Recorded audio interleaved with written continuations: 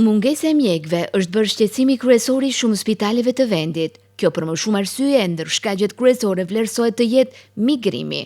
Në të njëjtën situatë po kalon edhe Spitali i Gostivarit, i cili prej kohësh po përballet me mungesën e mjekëve specialist në disa fusha. Por drejtori i Spitalit Besnik Zeqiri ditë më parë paralajmëroi për forcimin e kuadrit mjekësor, ndërsa thekson se tashmë i hapur është konkursi për pranimin e 12 specializantëve, ndër të cilët do ketë kardiolog, gastrolog, ginekolog, neurolog, pediatër, neuropsikiatër, infektolog dhe të tjerë, duke plotësuar kështu sadopak boshllëqet e krijuara ndër vite në repartet e ndryshme të spitalit. Në ndërkohë, thot Zeqiri, vetë spitali ka dërguar në specializim rreth 30 mjekë, të cilët deri ka fundi i vitit pritet të kthehen në spital dhe të vendosen në shërbim të pacientëve.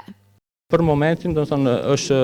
duke u ndjek konkursi ku do të pranohen 12 specializant nga Ministria e Shëndetësisë. Është e mirë të theksohet sepse ata janë specializantë të cilët janë në ata drejtime të cilët ne kemi nevojë, domethënë kemi di pediatër, kemi një rentgenolog, kemi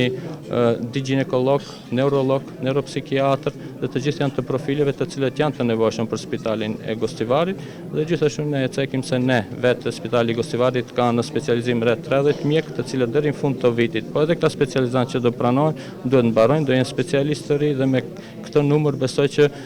numri do jetë numri i nevojshëm i cili është për Spitalin e Gostivarit deri diku do jetë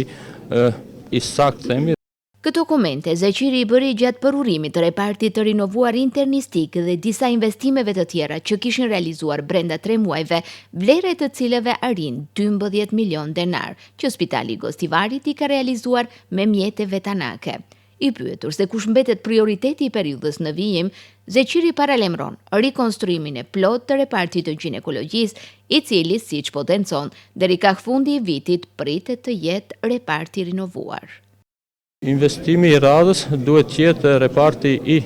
akusheri neonatologji, do të thënë bashkë ginekologji dhe akusheri me neonatologji, sepse vetëm ai repart është ndër repartet që kanë ngel mbi 30 vjet pa renovuar, dhe me ministrin kemi plane, kemi thënë edhe herën tjetër dhe